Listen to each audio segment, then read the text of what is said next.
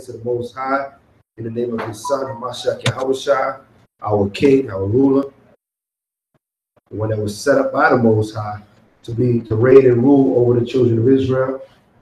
And the children of Israel was set up by the Most High to reign and rule over all the nations on the planet Earth. This is the order that comes down from heaven. This is the order to be respected amongst the children of Israel, amongst the inhabitants of the earth. All right. Although things are kind of backwards right now, and we are being ruled instead of ruling, but the Most High is going to set that in order very shortly as we turn back to serving Him, and He will set this earth in the proper course that it was set up to be in. But until then, we serve the Most High. We return back to Him with all our heart, soul, and mind, because that's what's required of us. You know, He requires us to return to Him with all our heart, soul, and mind. Can't be halfway, can't be partial. You got to give the Most High your all, okay? All right, hallelujah. Let's get Genesis 32 and 3. The book of Genesis, chapter 32, and verse 3. Jacob sent messengers before him to Esau, his brother, unto the land of Seir, the country of Edom. Right, so Jacob sent message to his brother Esau. Now, those of us that have been following along with the Torah portions, we understand Jacob and Esau were both the children of who? Of who? Isaac and Rebekah. Isaac and Rebekah is the parents of Esau and Jacob. Now, Esau and Jacob, what was significant about them? They weren't just two babies, but they were two what? Two different nations that came out the womb of Rebekah. Two different nations. These were the progenitors, the fathers of two separate nations. Okay? So it's very important that we understand Esau and Jacob, because that will explain kind of how things are in the world today. Okay? Understanding Esau and Jacob will make us understand the constant turmoil between the so-called Negro and the so-called white man. Okay? Because Esau or Edom is progenitor of the so-called Caucasian race, whatever they want to call themselves, white or whatever they go by. And Jacob is the progenitor of the 12 tribes of Israel, which today are called the blacks and Hispanics and Native Americans, native of North, Central, and South America. All right, the natives of those lands, as well as the indigenous people of Israel. Right, that's our people. Okay, although we are spread throughout the four corners of the earth, these are the origins of our people in mass numbers. Okay, yes, our people are in China, they're in India, they're in Europe, but in mass numbers, our people were in the Americas and were in the western coast of Africa prior to the slave trade. All right, let's read on. The book of Genesis, chapter 32, and verse 4. And he commanded them, saying, Thus shall ye speak unto my lord Esau. Thy servant Jacob saith thus, I have sojourned with Laban, and stayed there until now. Right, so Jacob stayed with Laban. What did Jacob, what did he do with Laban? What's the relationship of Jacob and Laban? Who remembers? Was that? Father-in-law, right? Because Jacob married who? Father-in-law. Right, father-in-law. So Jacob, who did Jacob marry? His cousin. Who did he marry? Leah and Rachel. That's right. He married Leah and Rachel. Okay. So Jacob married Leah and Rachel, Laban's children, daughters. Okay. All right. So we'll keep a little review as we go into the story so everybody's caught up. All right. Read on. Verse 5. And I have oxen and donkeys flocks, and men servants, and women servants, and I have sent to tell my Lord that I may find grace in thy sight. And the messengers returned to Jacob, saying, we came to thy brother Esau, and also he cometh to meet thee, and 400 men with him. Right, so they went to go tell Esau of all. Jacob sent messengers to Esau saying, I got all these things. All right, because what he was doing is he was trying to pass through the land of Esau, Mount Seir, on his journey to his destination. All right, we don't. Verse 7. And Jacob was greatly afraid and distressed, and he divided the people that were with him, and the flocks, and herds, and the camels, into 2 bands, and said, if Esau come to the one company and smite it, then the other company which is left shall escape. And Jacob said, O Yahweh of my father Abraham, and power of my father Isaac, the Most High which saidest unto me, return unto thy country and to thy kindred, and I will deal well with thee. Right. I am not worthy of the least of all the mercies and of all the truth which thou hast shown unto thy servant. For my staff I passed over this Jordan, and now I am come to 2 bands. Right. I come 2 bands, like verse 11. Deliver me, I pray thee, from the hand of my brother, from the hand of Esau. For I fear him, lest he will come and smite me, and the mother with the children. Right, so now, why was he fearing that Esau was smiting? What was it about Esau that he felt, that Jacob felt he was in danger?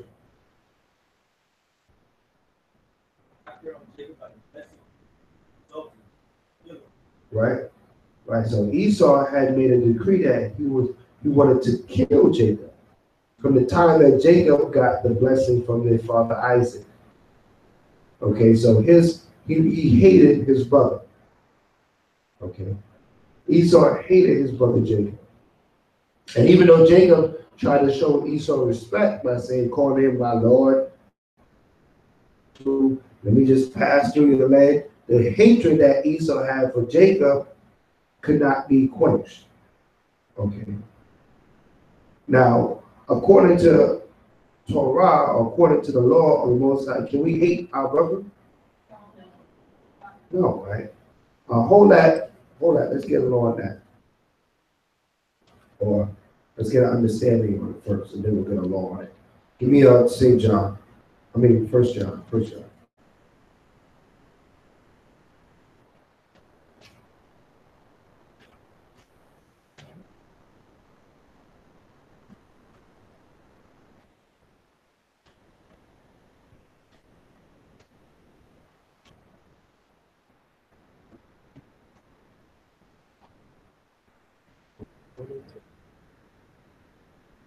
Yeah. The book of 1 John, chapter 3, and verse 15. Whosoever hateth his brother is a murderer. Is a what? Is a murderer. The Bible says, whosoever hated his brother is a murderer. Everybody see that? So you can't have hatred for your brother. Okay. In Israel.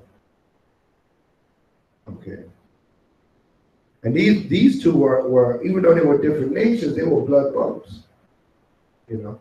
But you could see that hatred was from the womb. All right, it was from the womb. When we know it better in Israel, we know that we're not to hate one another, right? You know. And ye know that no murderer has eternal life abiding in him. Right. No murderer has eternal life. No murderer will enter into the kingdom of heaven.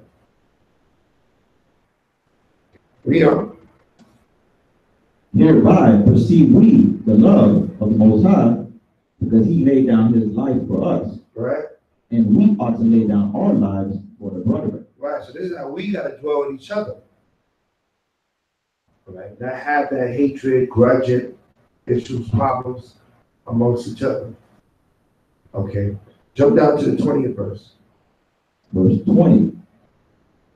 For if our heart It's like you want 1 John 4:20? 4:20. Okay.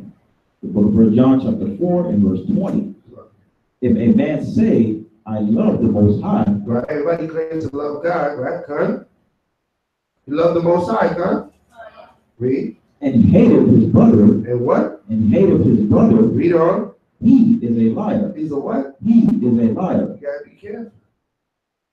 If you hate your brother or you hate your sister in Israel, but you say claim to love the Most High, do you really love the Most High? No. Read on. For he that loveth not his brother whom he hath seen, how can he love the Most High whom he hath not seen? Right, so we understand that it's a commandment that we love one another. Read on. And this commandment have we from him, right? that he who loveth the Most High love his brother also. Right, that's commandment. This commandment we have for the Most High. He that loveth the Most High must love his brother and his sister also. Okay, very important that we understand that. How we deal with one another is how we're going to get judged. We can all claim to love the Lord, but he's not here to say, have you been loving him or not? You know what I mean? That's a one-sided conversation, how you love the Lord. Okay. The Lord was here. Would he say that you love him? Right? Would he have the same account that you get? Right? A man might say, I love this woman. But the woman turn around and say, you don't love me. and have a list of reasons why. Okay? Because it has to be an account to that love. All right? It can't be a one-sided situation. All right? So we have to understand that how we interact one another is how we really feel about the Father.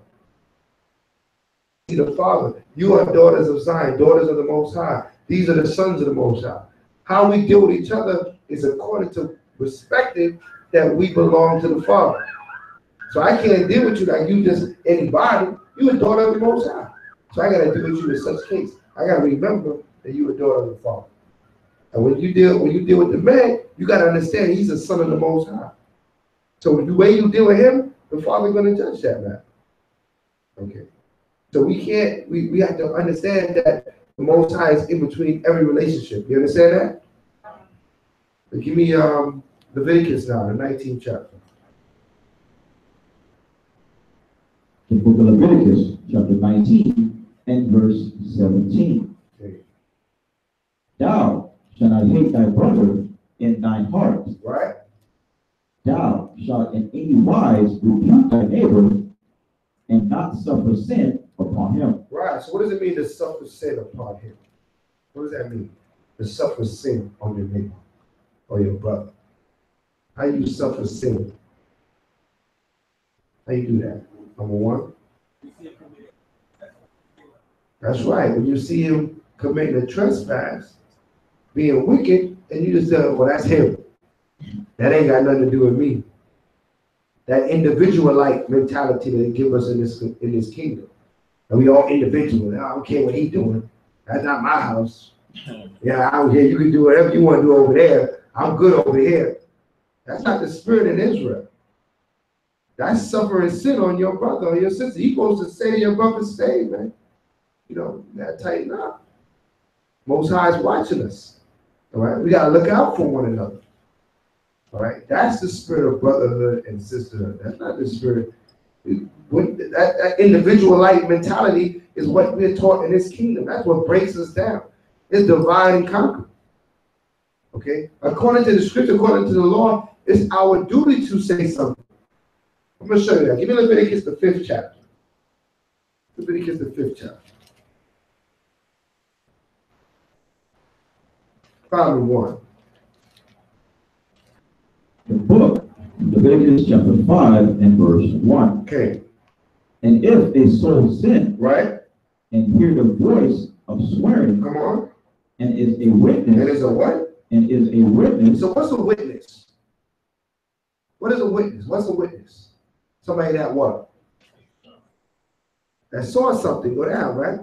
The Most High makes you a witness. You don't make yourself a witness. You never know that you're going to walk into something or see something, right? But the Father controls your steps and directs your steps. So he makes you a witness. So you can't say, well, I didn't want to see this. You would have act like you ain't see it, right? No, you saw it because the Father made you see it. All right, read on. Whether he have seen or known of it, if he do not utter it. If he do not what? Utter it. If he don't speak up, utter is to talk. If you don't speak, read. Then he shall bear his iniquity. You're going to bear the same iniquity that you saw. It's on you too. So if you see, like, they always have situations in the hood, everybody's outside, somebody's car gets smashed. People come around, who hit it? Nobody saw nothing. Yeah. He said, I ain't even see nothing. They have to look through it. Well, snitches, right? Yeah. Snitches get stitches. Right? They follow that law more than the laws of the Most High. Snitches get stitches. Right? A snitch is someone that tells on somebody else, right? But is doing the same thing themselves. That's what a real snitch is, right? Because you doing it too. And you ain't quick to tell somebody else. But if you're not out there breaking into people's houses and smashing cars, and you see somebody do it, you're supposed to tell. You're supposed to tell. That's how we get evil from amongst our communities. But we get that individual like, well, it wasn't my car, wasn't my house, wasn't my child. So therefore, it ain't got nothing to do with me. That is a misconception. It has everything to do with you because the Father made you a witness. Okay? And the scriptures say we are not to suffer sin on our neighbors. Meaning that we see our neighbor going astray, we're supposed to say, not so. Okay? What's that? Verse 48. All right. Verse 48 is still all the beans. Go back to 17 again. Leviticus 17. 1917. 1917. The book of Leviticus, chapter 19, verse 17. Thou shalt not hate thy brother in thine heart. Thou shalt in any wise rebuke thy neighbor and not suffer sin upon him. Read on. Thou shalt not avenge nor bear any grudge against the children of thy people, but thou shalt love thy neighbor as thyself. Right. So this is talking about dealing with between Israel, how we're supposed to deal with one another. You're supposed to love each other. Not have avenge each other or have grudges or all these things. That's not of Yah. Okay, that's not of the Most High. Right. So we understand that. Let's go back now to where we was at Genesis 32. Esau had these feelings towards Jacob. But he had these feelings from the womb. Who remembers the history, right? Because Esau and Jacob, when they was in the belly of Rebekah, they was fighting, they was torn. Okay. So before the children was even born, they had conflict. So a lot of time we look at the conflict between the so-called white man and the so-called black man. And I say so-called because they ain't white and we ain't black.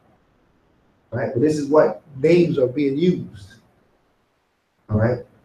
The conflict between the nations is not because of things that took place, but it's a spiritual conflict. It's from the very inception and creation of these two nations were made to conflict. Okay? That's an understanding. They were made to conflict. Because the power we serve, the God we serve, the God of this Bible is a God of conflict. He said, I'm a man of war. Let's get that real quick. Give me Exodus 15, verse 3. Let's understand the power that we serve. The book of Exodus, chapter 15, and verse 3. The Most High is a man of war. Right. The Most High is his name. Right. God is a man of war. The Most High is his name. So there's going to be conflict. And you have to look at the Lord's creation on this earth. Everything has a conflict. Everybody is a prey or the predator. Every creature, every plant has a conflict that it must go through. Give me in the Apocrypha, Sirach. Exactly, because the 33rd chapter. And you will start with the 13th verse. The book of Sirach, the 33rd chapter, the 13th verse.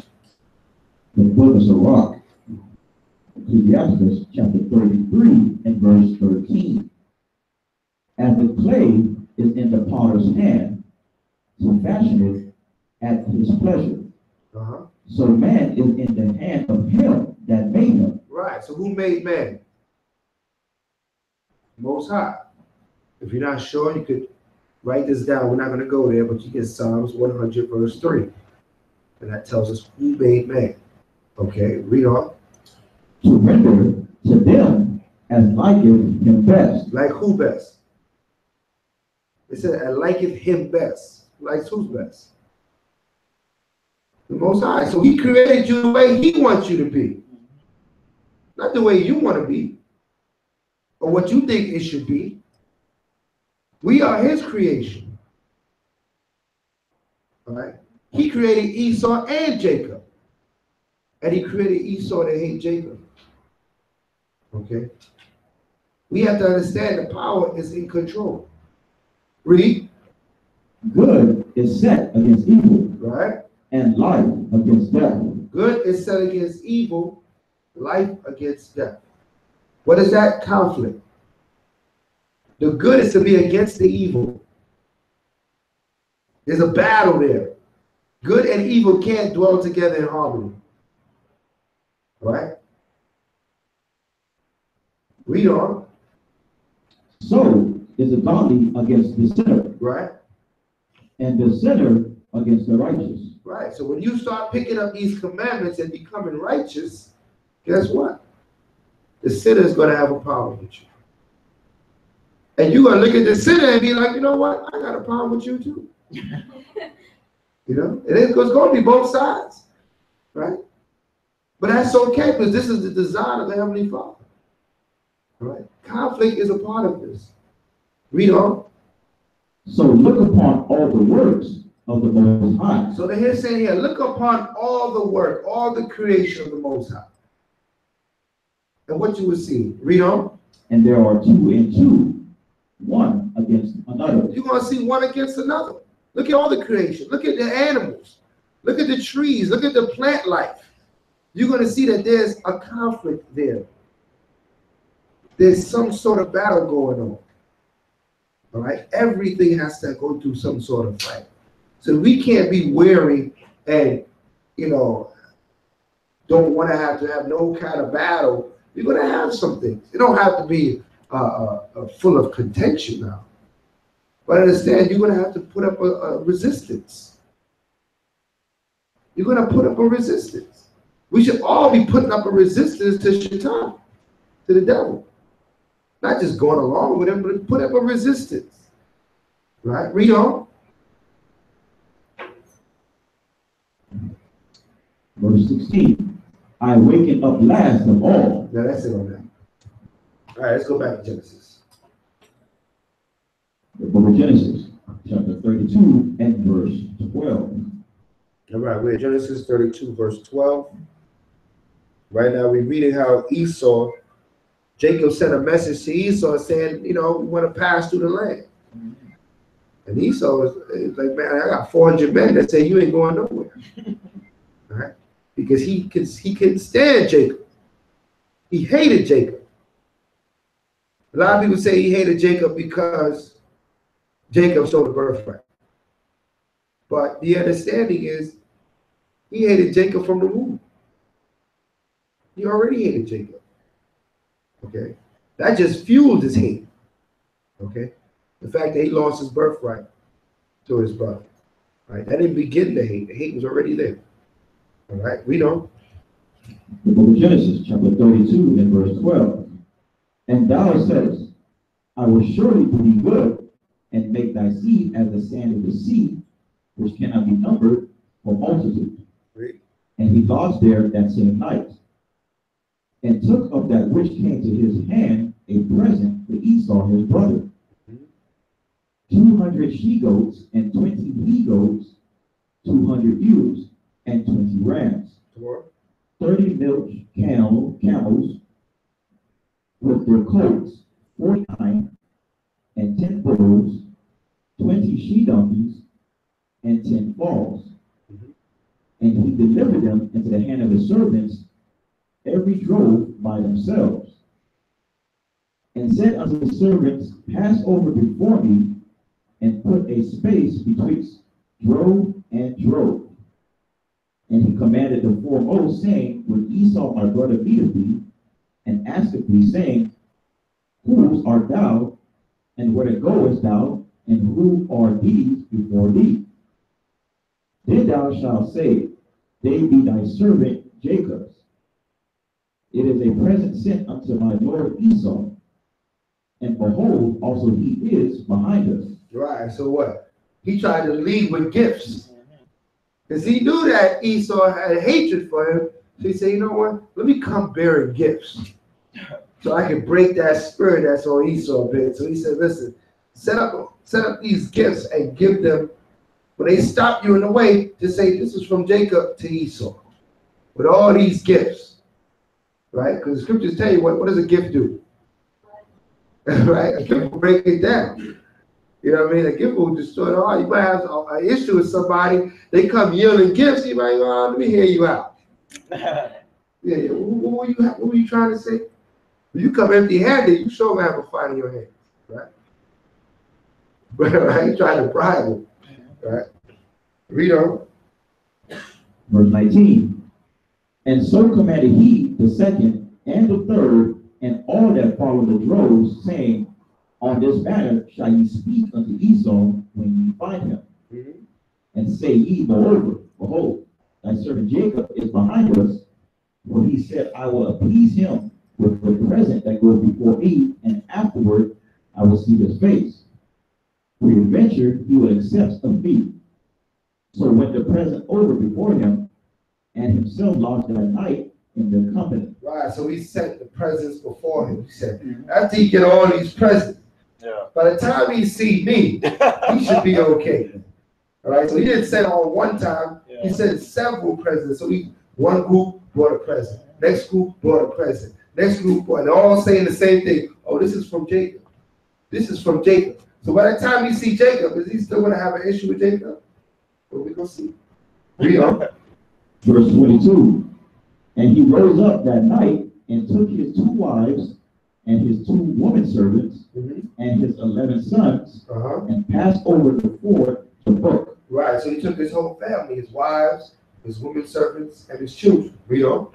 And he took them and sent them over the brook and sent over that he had. And Jacob was left alone. And there wrestled a man with him until the breaking of the day. Right, so what? He was wrestling a man, you could say a man with him, but we know that this was no ordinary man. Because he was left alone. How could you be alone and then wrestle a man? Right? So you're wrestling, but the man he was wrestling was actually an angel from the Most High. Okay, read on. Verse 25. And when he saw that he prevailed not against him, he touched the hollow of his thigh. Right. And the hollow of Jacob's thigh was out of joint as he wrestled with him. And he said, let me go, for the day breaketh. And he said, I will not let thee go, except thou bless me. Right, so Jacob was wrestling with his angel, was not even going to let the angel go until thou bless him. Okay, read on. Verse 27. And he said unto him, what is thy name? And he said, Jacob. And he said, thy name shall be called no more Jacob, but Israel. But what? But Israel. So this is where Israel, the word Israel comes from. Okay. The name will no longer be Jacob, Daiquab in the Hebrew, which means what? What does Jacob mean? It means to supplant, right? Right, or the trick. All right, so he's no longer supplanter, but what is he? Israel. What does Israel mean? Yasharallah in the Hebrew. Right, what does that mean? Prince of power. All right, read on.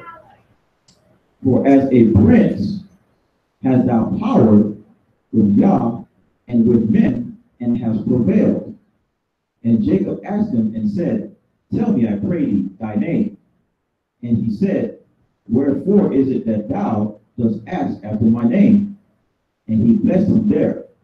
And Jacob called the name of the place Peniel, for I have seen the Most High face to face, and my life is preserved. Right. So he understood this angel coming from the Most High. When he asked him his name, he didn't give him his name. The angel said, I'm not telling you, why you asking me my name? I'll give you a blessing. That's what you're going to get. Right? So you're going to be a prince of power. Yahshua. In English is Israel. So Israel is the name of a man whose name came from the Most High. Right? The land was named after the people, not the people after the land. That's backwards. Right? If you're naming yourself after some particular land, you're thinking in a backwards state. The land supposed to be named after you. Right? Because Israel, the land of Israel, was named after the man Israel, which became the nation Israel. Okay? And the land was named Israel. Even here in America, what's America named after? Amerigo Vespucci, which is a European. To say you're American, saying that you are related to Amerigo Vespucci. A lot of people don't even know who that is. Okay? So we have to be mindful of, our understanding of our roots and who we are. A land, or you name yourself after land, the land didn't birth you, your parents birthed you, right? You know what I'm saying? I can't say I'm from this particular land because I was born there, born in Brooklyn, right? Brooklyn didn't give birth to me. My parents did. Okay? I am seed, or I am lineage of my parents, not of a particular land. All right? They taught us a long time, well, you're African, you're African, you're African. Where does Africa get its name from? Another European, Leo Scyphus Africanus. You can look this up. All right? So to say you African, you saying that you are lineage of Leo Scyphus Africanus, and you excuse me, and you have no idea who that is. Most people don't know who that is. I've not looked it up. Okay. So we have to be mindful of wordplay, and we understand we can't be what they told us we are. We are what the Bible says we are. We are descendants of Abraham, Isaac, and Jacob. We are the children of Israel. Jacob's name was changed to Israel. We are children of Israel. We're out of those 12 sons. Okay? We are children of those 12 sons. They came out of Isaac and, out of Jacob and his wives. Okay? We don't. Verse 31. And as he passed over Beulah, the sun rose upon him, and he halted upon his thigh.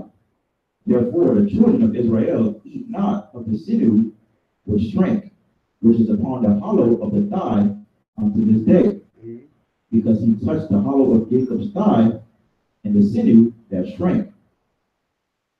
Chapter 33. And Jacob lifted up his eyes and looked, and behold, Esau came, and with him 400 men. And he divided the children unto Leah and unto Rachel and unto the 2 handmaids. Right. And he put the handmaids and her children foremost, and Leah and her children after, and Rachel and Joseph hindermost. And he passed over before them and bowed himself to the ground 7 times until he came near to his brother. And Esau ran to meet him and embraced him. And did what? Embraced him. So what happened? Those gifts worked, didn't they? All right, so we got to understand that gifts might work out. You send the gifts first. Then you come up in there. Esau now embraced him. When he first asked Esau to pass through the land, he said, man, I got 400 men that's going to stop this. You ain't passing through nothing. But he sent the gifts. He saw what he saw. Okay. All right, read on. In Proverbs 16:17. 16, 17? Yeah, Proverbs.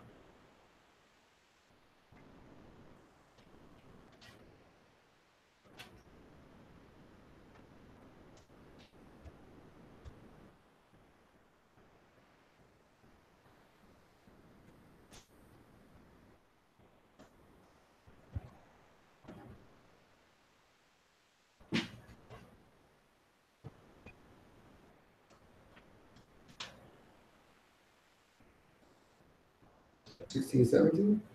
Yeah, Proverbs. I'm sorry, 16:7. Sorry. 16:7. Okay, 57. Yeah, yeah. Okay. The book of Proverbs, chapter 16 and verse 7.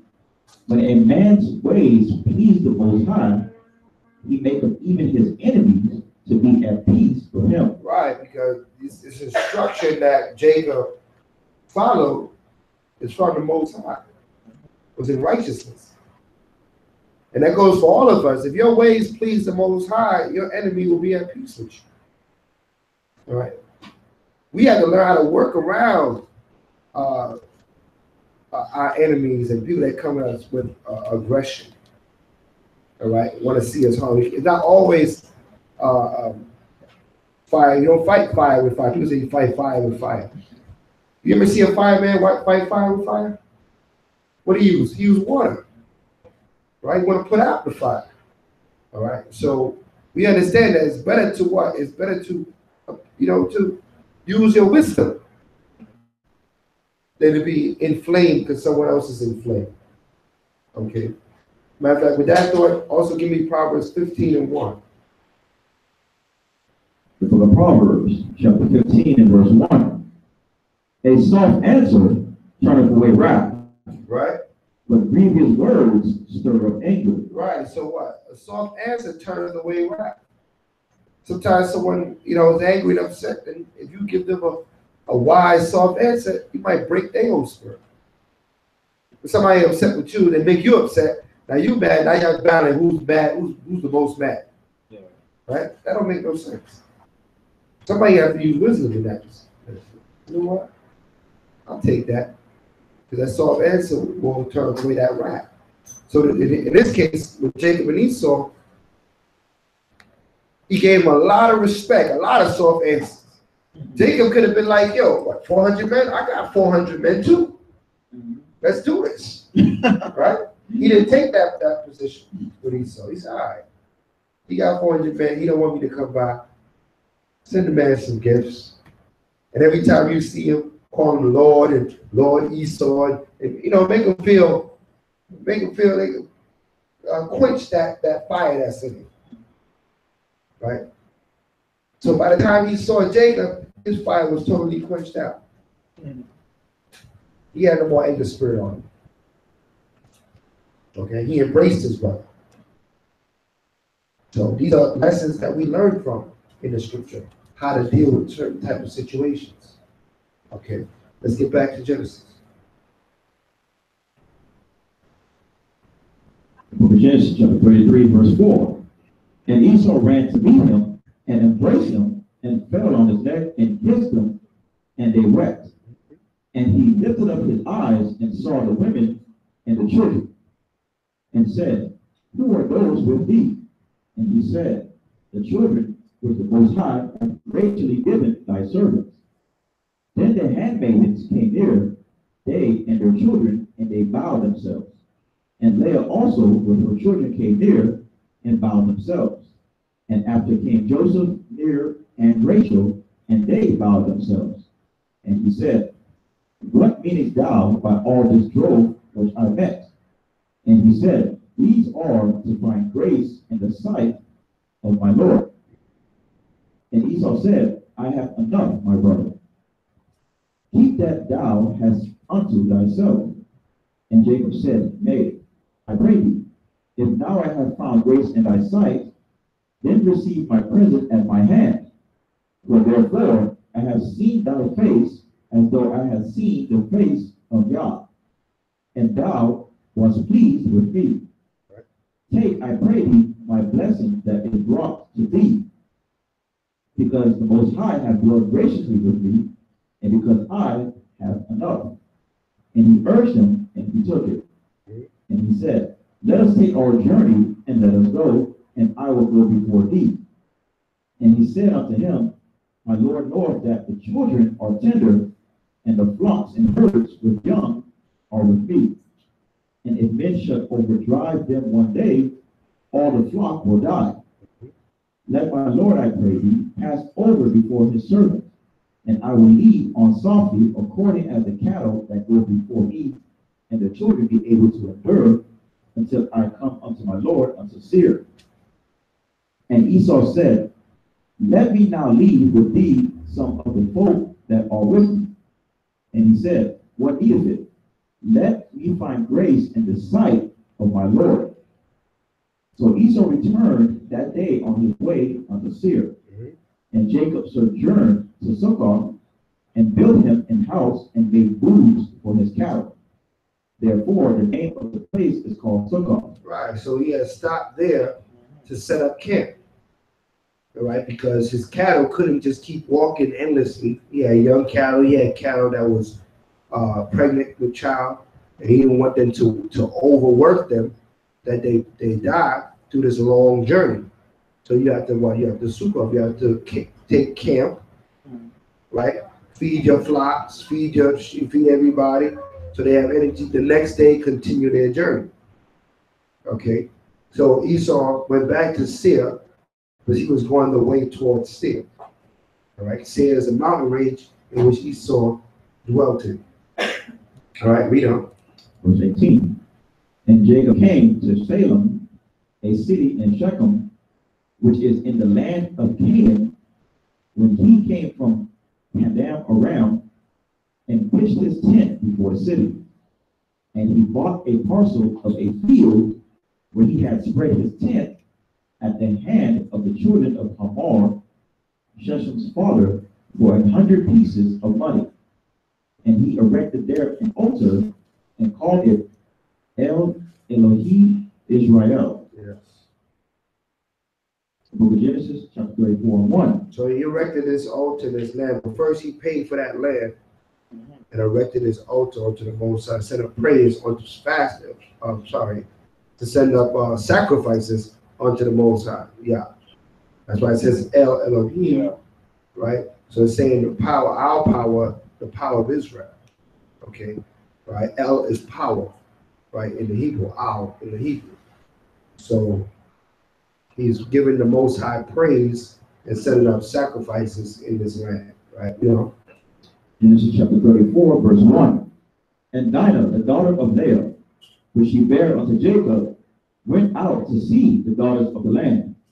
And when Shechem, the son of Hamor, the Hivite, prince of the country, saw her, he took her and lay with her and defiled her. Right, so what? Dinah went to go see the other daughters. Why? Because Dinah was the only daughter, right, of Jacob. All the rest of his children were sons, right? At this point, he had 11 sons and 1 daughter. Okay.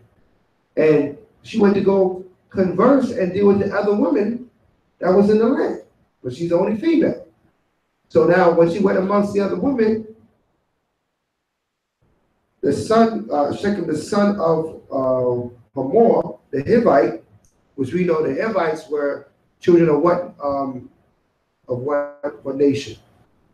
The Hivites. Ham, right? They were Hamitic children. They were not from Shem, they were from Ham. They're out of probably out of Canaan. I believe the Hivites come out of Canaan. All right, so they were not of the lineage of Abraham, Isaac, and Jacob. They were a different nation. All right, read on. Verse 3. And his soul clave unto Dinah, the daughter of Jacob, and he loved the damsel, and spake kindly unto the damsel. And Shechem spake unto his father Hamor, saying, Get me this damsel to wife. And Jacob heard that he had defiled Dinah his daughter. Now his sons were with his cattle in the field, and Jacob held his peace until they were come. Right, so how did he defile the daughter? By laying with her, right? He defiled that daughter. So why is that a defiling of the daughter? Because what? They weren't married, they had no permission. All right? He defiled the daughter. There was no permission given to this man to lay with this woman.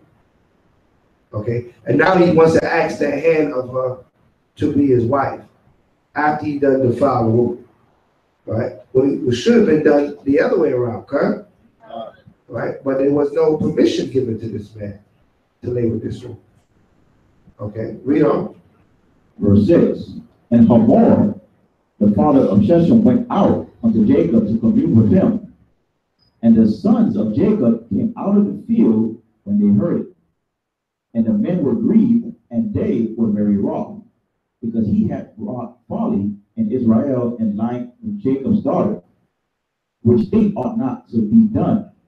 And Hamor communed with them, saying, the soul of my son Shechem longeth for your daughter. I pray you give her him to wife, and make ye marriages with us, and give your daughters unto us, and take our daughters unto you. Right. So what he said, he wanted the nations to come together. You give us your sons, we give it our daughter, we go back and forth, we build a bond between these nations. Right? Read on. Verse 10. And ye shall dwell with us, and the land shall be before you. Dwell and trade ye therein, and get you possessions therein.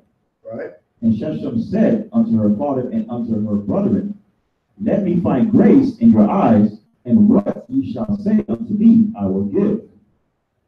Ask me never so much dowry and gift, and I will give according as ye shall say unto me. But give me the damsel to wife. Right. And the sons of Jacob answered Shechem and Hamor his father deceitfully, and said, because he had defiled Dinah their sister. Right. So they didn't want to hear all that.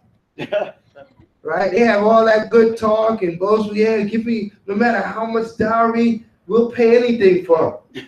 Jacob's sons was like, no, damn that. They didn't want to hear that. Right? You have defiled our sister, man. All right? We're not giving you nothing. Right?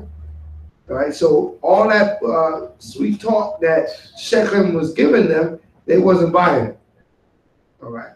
Because they did not ordain their sister to go with these nations. Okay. Read on. Verse 14. So they answered him deceitfully, meaning what? They took this situation and they're looking to get over on it now. The battle is beginning. There's strife here. Okay, read on. Verse 14. And they said unto them, we cannot do this thing to give our sister to one that is uncircumcised. Right. For that were a reproach unto us. Right, because circumcision was given to who? Israel is not there. Abraham. Abraham. All right. And then it was passed on to Isaac and on to Jacob.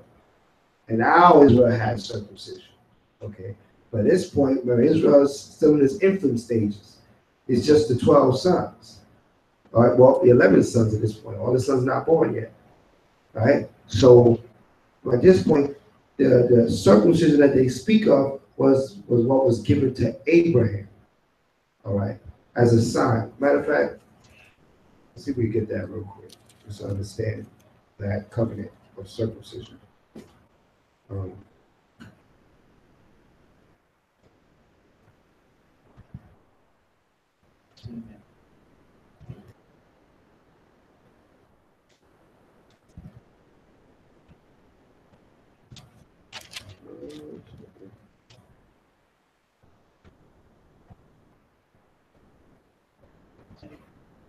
I know it's 17. Let me see. Yeah. Right. Start with 9. Yeah. 17 verse 9. Genesis 17 verse 9. Let's go back and see what they speak about when it comes to this circumcision. 17 verse 9. Genesis. The book of Genesis, chapter 17, and verse 9. And the Most High said unto Abraham, thou shalt keep my covenant, therefore, thou and thy seed after thee and their generations. Right. This is my covenant which ye shall keep between me and you and thy seed after thee. Every man child among you shall be circumcised. Shall be what? Shall be circumcised. Right. Every male child shall be circumcised. Read on. And ye shall circumcise the flesh of your foreskin. Right. And it shall be a token of the covenant betwixt me and you. Right. It shall be a token of the covenant betwixt me and you. Meaning it's going to be a sign of the covenant that we have. All right. And what's a covenant? A covenant is an agreement. Right. It's a pact. When you make a pact with somebody, you're making a covenant. Okay. Between the Most High, Abraham served the Most High, And the Most High said he would bless Abraham. That's the deal. Okay, read on. And he that is 8 days old shall be circumcised among you. Right, so from this point on, when your son is born, on the 8th day of their birth, for after they're born, they're to be circumcised. Okay, read on.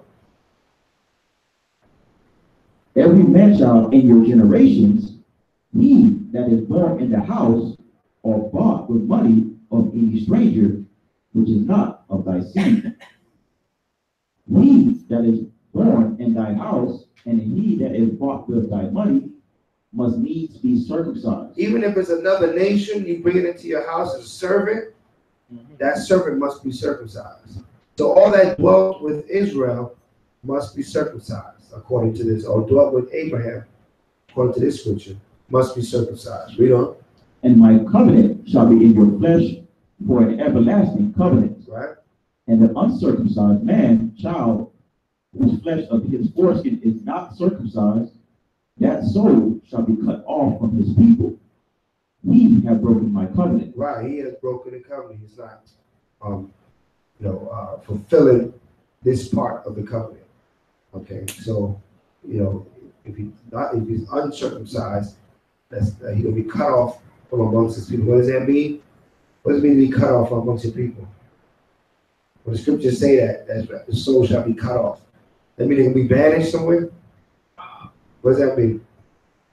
That means that they will be put to death, right? According to this covenant at this time. All right, so now we understand why the sons are saying this to the sons of Shechem. All right, so let's go back to Genesis 34 and pick it up with verse 14. The book of Genesis, chapter 34, verse 14. And they said unto them, we cannot do this thing to give our sister to one that is uncircumcised, but that were a reproach unto us. Right.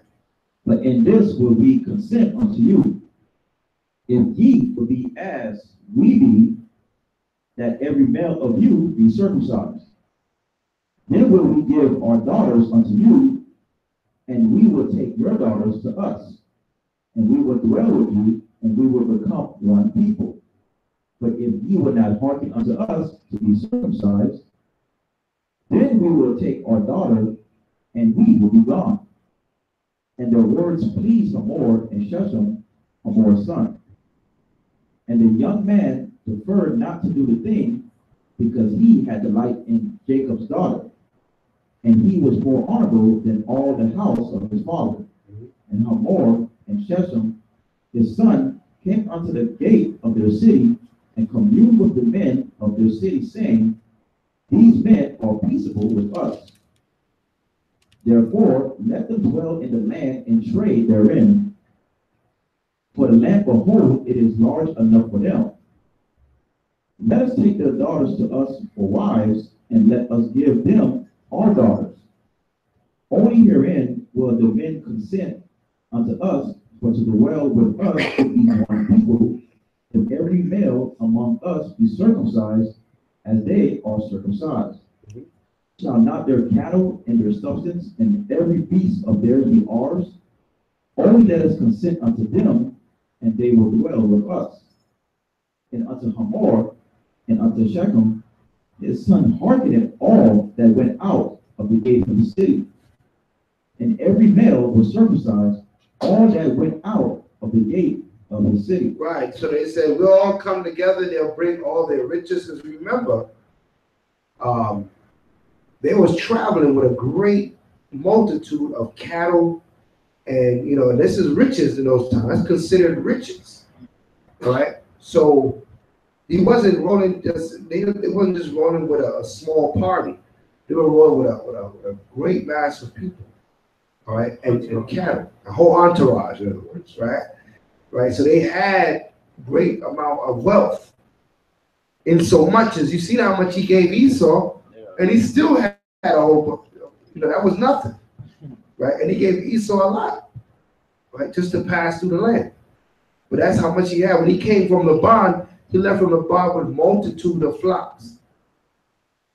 Okay, his flocks were were multiplying at a rapid rate, right? So he had this continuing as he traveled. So right now, these people are like, listen, these people are very rich. They'll come in, they'll bring their cattle, they'll bring all their things. We could be one nation with them. We'll take their daughters, we'll give their sons to our daughters. We'll all get intermingled. All we got to do is circumcise ourselves. So they said the son, he quickly went and circumcised, got circumcised. Right? Got the foreskin cut off. Okay? And then the other males of the city follow suit. All right, read on. Book of Genesis, chapter 34, and verse 25. And it came to pass on the third day, when they were sore, that two of the sons. When they were what? Sore. Now you can imagine, after being circumcised, that you quite sore. You're not your regular self for a while. Okay, that could be quite painful. Okay. All right, so these men, all these men are sitting there sore, they can barely move, right? They're messed up because it just took this circumcision. It take a while for this to heal, or for them to be able to move around normally again. All right, read on. That two of the sons of Jacob, Simeon and Levi. Who? The two, the sons of Jacob, Simeon and Levi. Simeon and Levi. Right? Two of the sons of Jacob. All right. Now, when it comes to Simeon and Levi, when they get together, that's a problem. That's why to this day, in the island of Hispaniola, right, Simeon and Levi are separated. Because Levi is the biblical name of who today is called the Haitians. And Simeon is the biblical name of who today is called the Dominicans, right? So a lot of people wonder, why do they keep these people so separate on this land? Because they have historical facts about Simeon and Levi, right? When they get together, it's a problem, right? So they keep them separated. They keep perpetuating separation, right? Read on.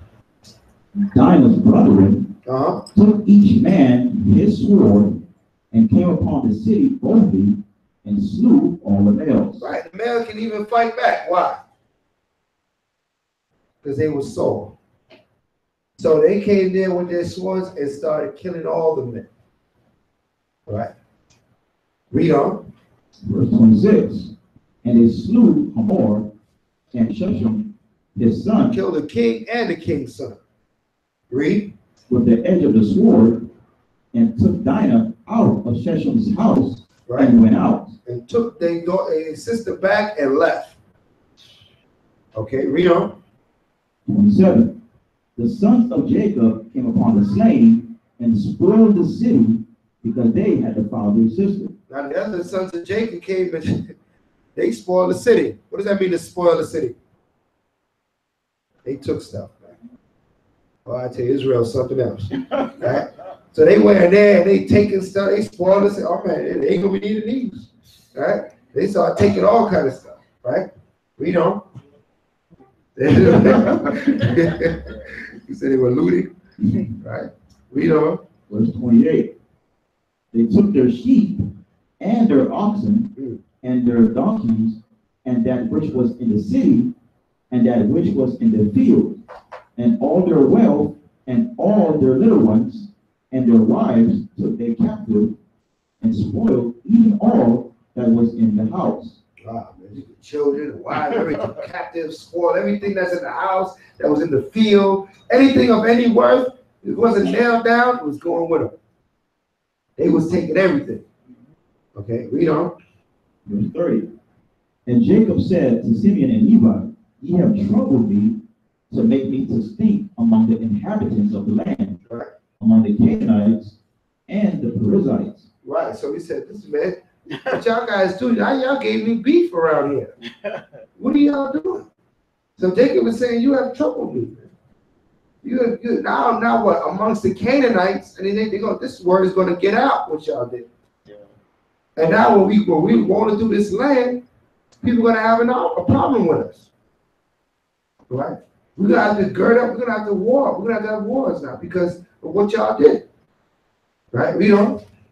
And I, being few in number, they shall gather themselves together against me. He said, all these Hamites, they're more than us. Let's say they all get together. We just a few of us. So right here, Jacob was trying to talk to his son like, man, that wasn't a wise move with y'all. Right? We don't. And I, being few in number, they shall gather themselves together against me and slay me. And I shall be destroyed, I and my house.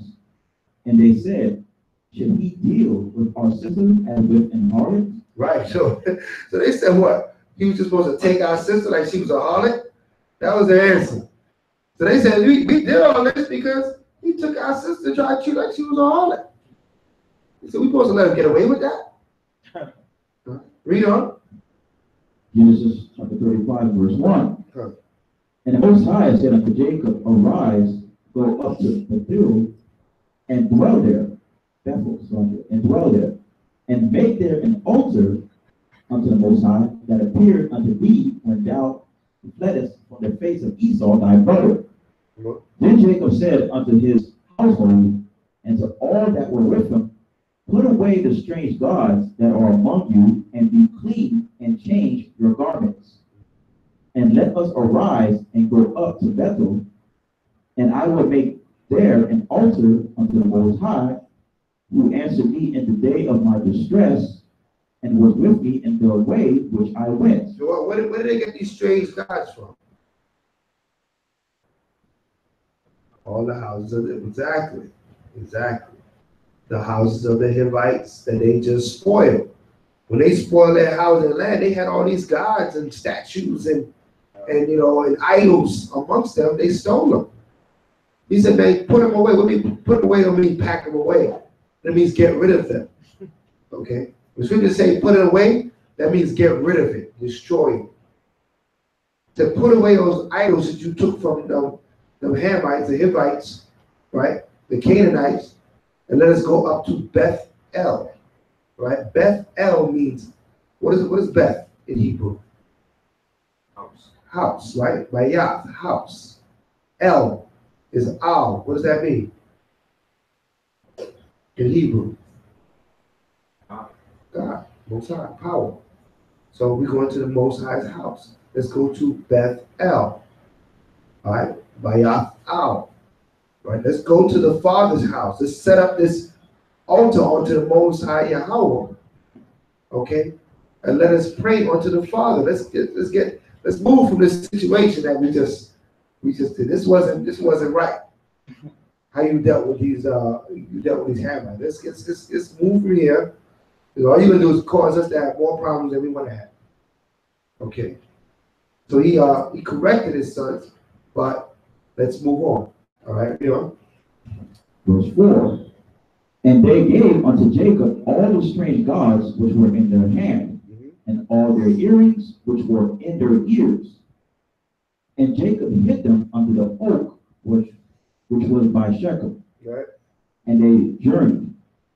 And the terror of the Most High was upon the cities that were round about them, and they did not pursue after the sons of Jacob. Right. So when the word got out, the cities that they were walking with, nobody was messing with these guys. They're like, these guys, did you hear what they did to Shechem and his sons? Nah, these guys ain't right, right? So they let them go right on through. Right, they got a rep now, they got street credibility now. As they walking through these other lands, nobody want to mess with them now.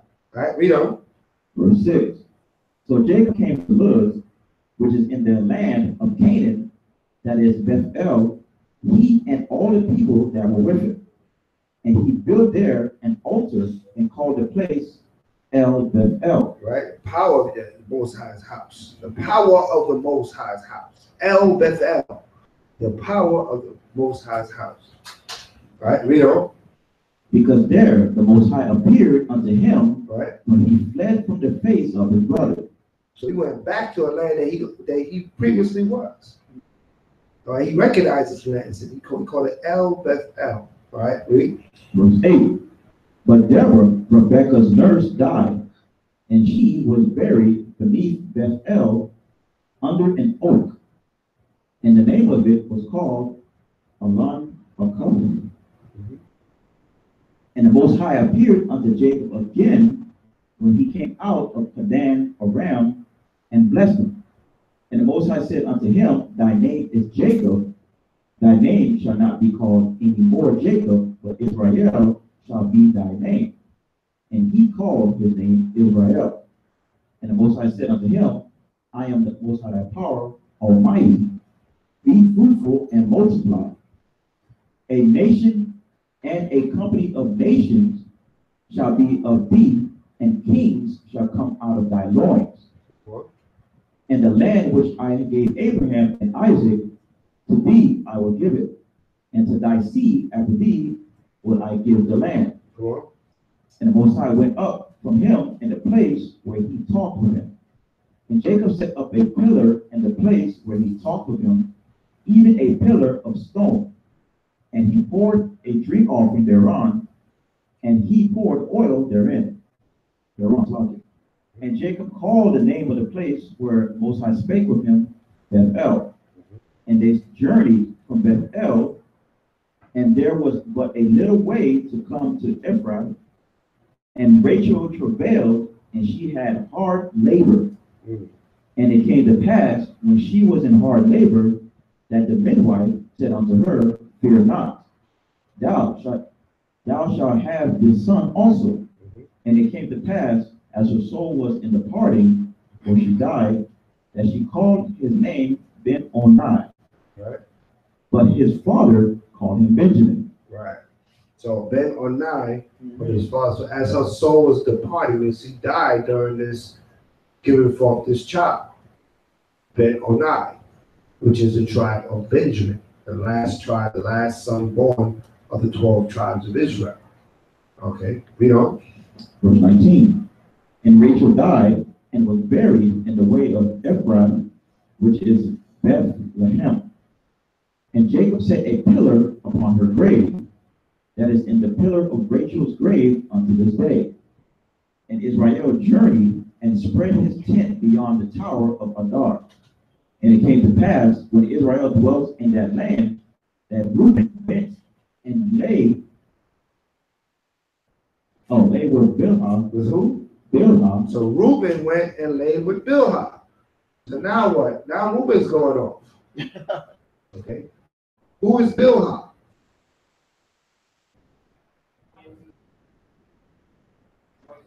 One of whose concubines? Jacob's, right? Right. In particular, whose servant was Bilhah's? Who remembers? Out of the wives, whose servant was Bilhah? Was Rachel's?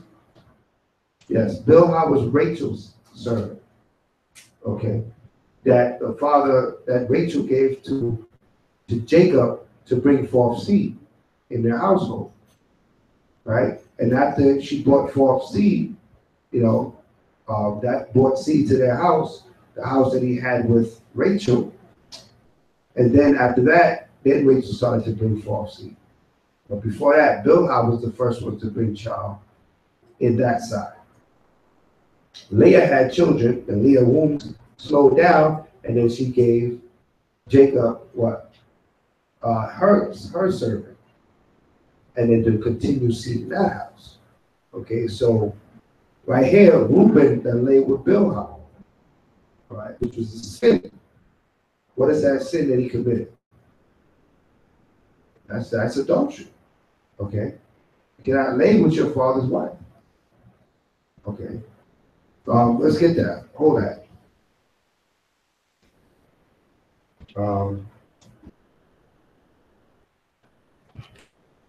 Let's get it in Leviticus.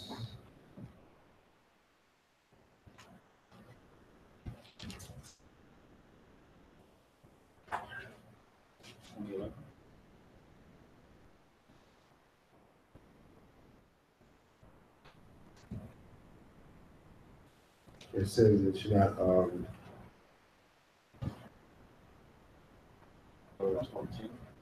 coach. Where you at? 20? You said? Yeah, 20. All right, read 20 and 10, but that's not what we want to do. The book of Leviticus, chapter 20, and verse 10.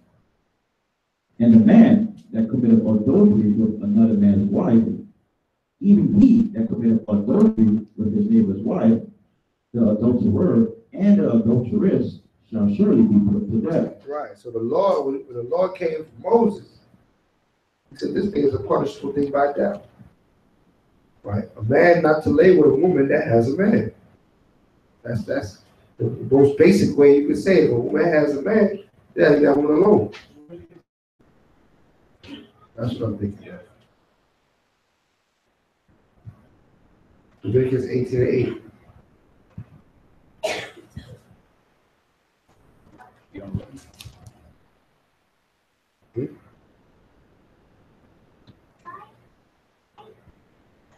Yeah. Verse 11. And the man that lieth with his father's wife. He's still in Leviticus 20, right? Yeah, Leviticus 20. All right, 11. And the man that lieth with his father's wife have uncovered his father's nakedness. Has done what? Uncovered his father's nakedness. Read on. Both of them shall surely be put to death. Right. So this is a wicked thing that Reuben has done.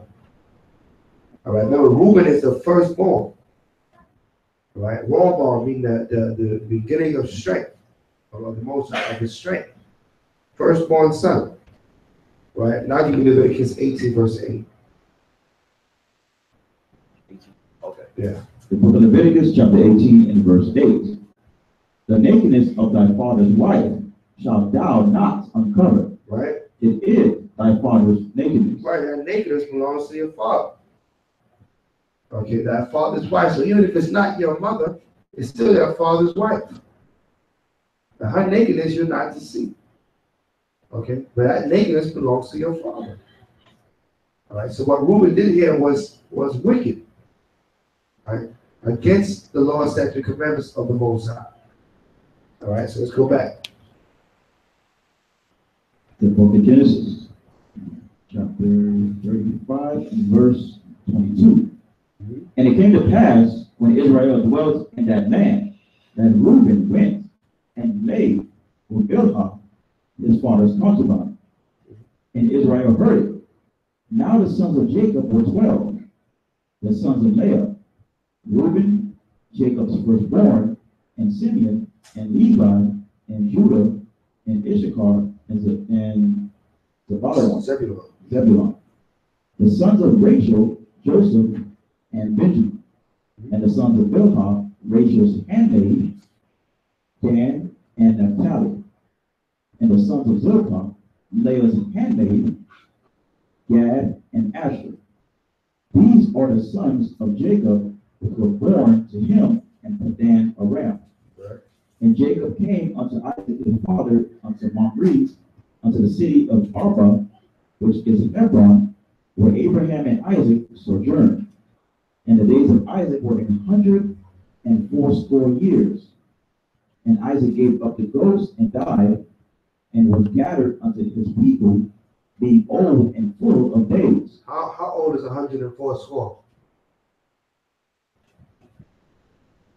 104 score years. How old is he? He was 180. 180 years old when he died. 104 score. Score is 20 years. Okay, 180 years when he died. He was a full age. Okay. You know. Verse 29. And Isaac gave up the ghost and died, and was gathered unto his people, being old and full of days. And his sons Esau and Jacob buried him. Genesis 36 and 1. Now these are the generations of Esau, who was Edom. Right. Esau took his wives of the daughters of Canaan, Adah, the daughter of Elon, the Hittite, and Eholibamah, the daughter of Anah, the daughter of Zibeon, the Hivite, and Bashemath, Ishmael's daughter, sister of Nabajah. And Adah bare to Esau Eliphaz, and Bashemath bare Reuel. And Alabamah bare Jeush, and Jalam, and Korah. These are the sons of Esau, which were born unto him in the land of Canaan. And Esau took his wives, and his sons, and his daughters, and all the persons of his house, and his cattle, and all the beasts, and all his substance, which he had got in the land of Canaan, and went into the country from the face of his brother Jacob. For their riches were more than that they might dwell together. And the land wherein they were strangers could not bear them because of their cattle. Thus dwelt Esau in Mount Seir. Esau is Edom. Right, Esau is Edom. So when you read about Mount Seir, you read about Edom, you're reading about Esau. And those are all synonymous of the same group of people. Okay, as you go through the scriptures. All right, so understand that, if you don't have that foundation, you won't understand when you read Edom or Esau in the scripture who that's talking about. Okay, now now you have that foundation. See, a lot of our people, they want to just read the New Testament, which mentions Esau and Edom, but they don't know who they are. Okay, it's very important that we have the foundation, which is the Torah, the foundation of all understanding of the Holy Scripture. Okay. So let's read on. Esau is Edom. Verse 9. And these are the generations of Esau, the father of the Edomites in Mount Seir. Right, the father of the Edomites. So there's a nation of people called the Edomites. All right, read on. These are the names of Esau's sons: Eliphaz, the son of Adah, the wife of Esau; Reuel, the son of Bashmash, the wife of Esau; and the sons of Eliphaz were Teman, Omar, Zepho, and Gatam, and Kenaz.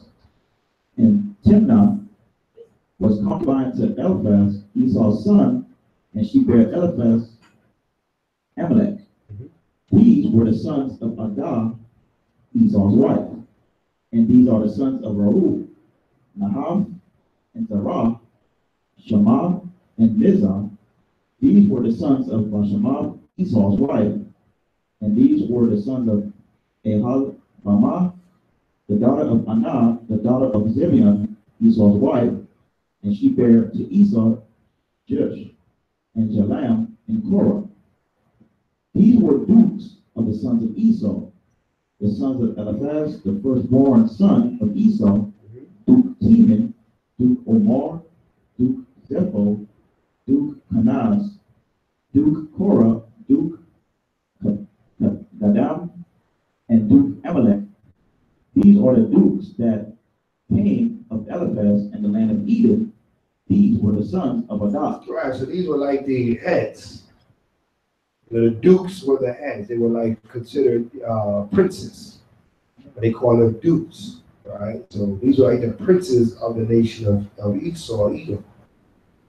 Okay, read on. It's not a coincidence that they still use that term dukes. Right. You understand? Right. Where what? Britain? Okay, Yeah. Britain and England, they still use the terminology dukes. Right? So these dukes is, that's the meaning of they have royalty. They consider royalty. Okay.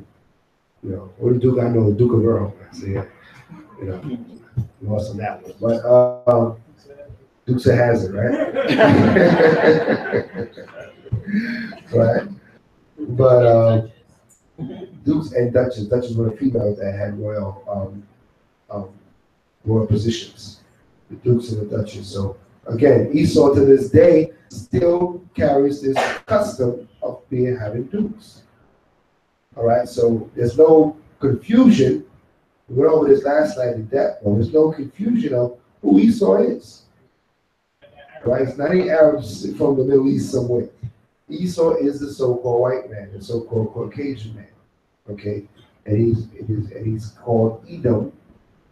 He's called Edom or Idumea. These are other names that he goes by, but it's all Esau. It goes back to their father Esau. Okay. So let's not be dismayed or confused by anything that we see, because it all goes according to prophecy. All right, read on. Verse 17.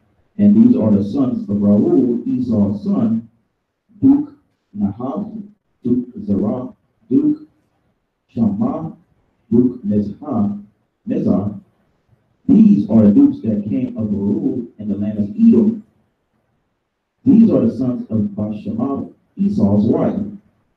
And these are the sons of Ahal, Ohalai, Bama, Esau's wife, Duke Jush, Duke Jalam, Duke Korah.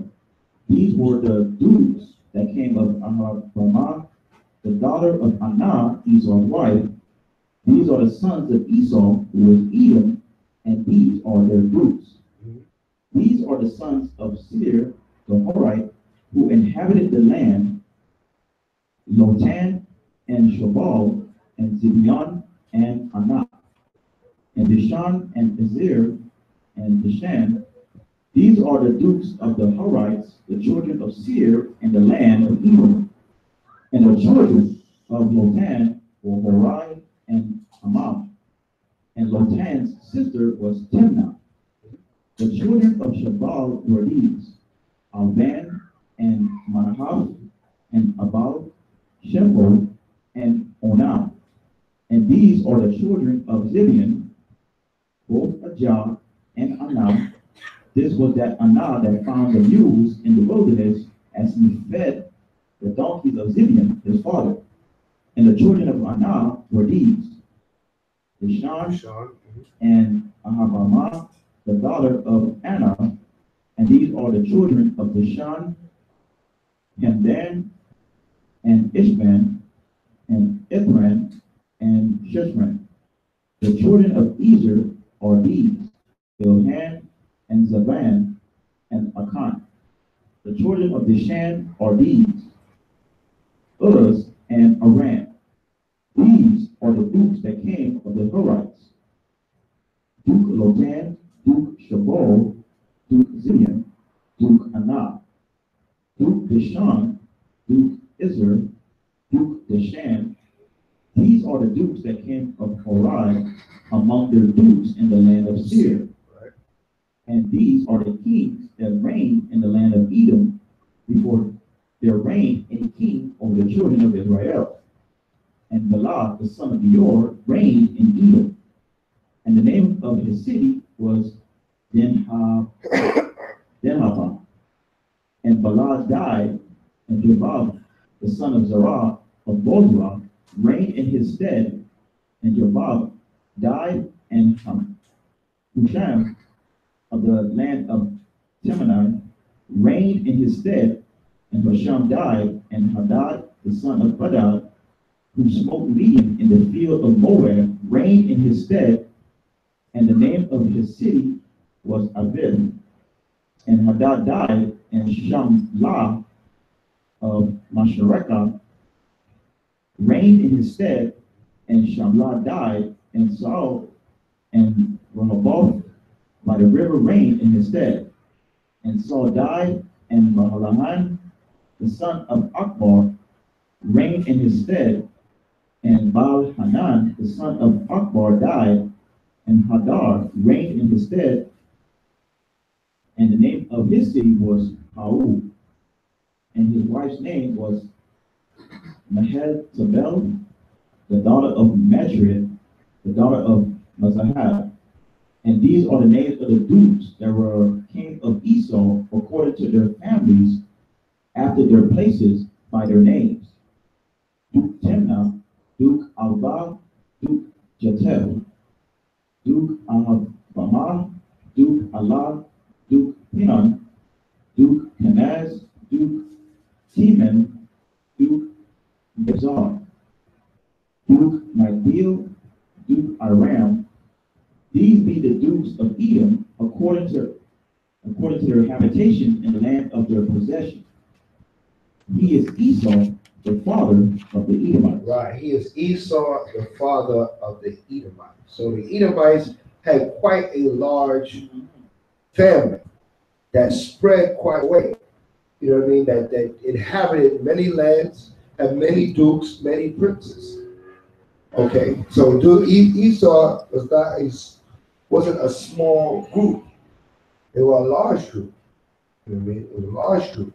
And understanding Esau or how he, you know, his personality, it was always a warrior's people. You know what I mean? Because what was the blessing that was given to Esau?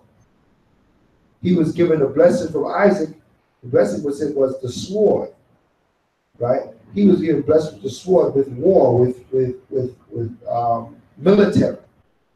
Okay, this is the blessing that was given to Esau. So it just goes with the prophecies and the understanding of Esau of why he is who he is throughout the whole scripture.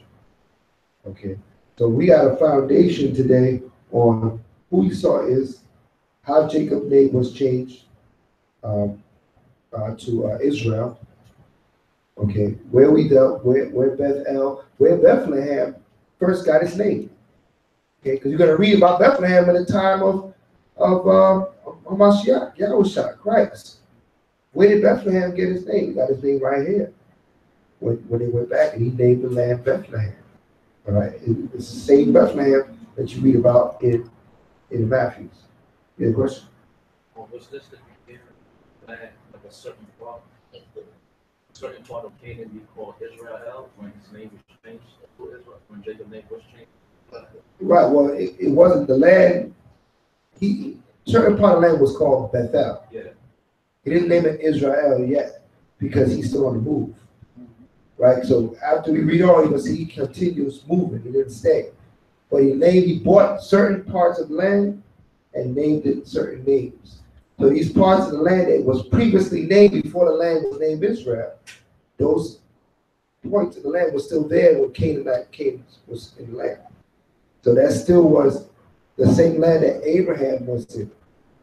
So he went back to that land, right? So we constantly was coming in and out of the land of Canaan, historically, before the Most High finally let all Israel come into Canaan after Egypt.